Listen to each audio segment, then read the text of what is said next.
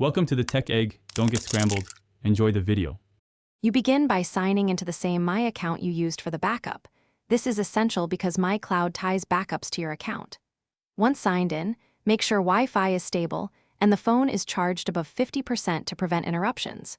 You should also connect a cable or insert the SD card if your backup is local. This speeds file access and avoids mobile data usage. Doing these steps first reduces the chance of credential mismatches and failed restores.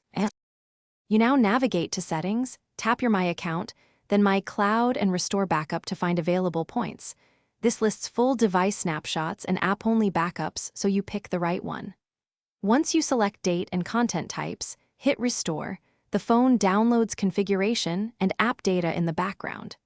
Make sure you remain on the restore screen and keep Wi-Fi active, because interrupting the process can leave apps or settings incomplete and force a repeat of steps. You finish by checking that contacts, photos, messages, and apps are present.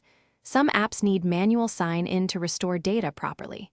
Once done, resync accounts in Settings to pull calendar and email changes. If large apps are still missing, download them directly from Play Store or My Store.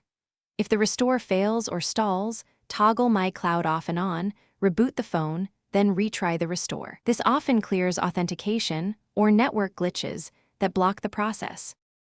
Thanks for watching. Consider subscribing if I helped unscramble your problems.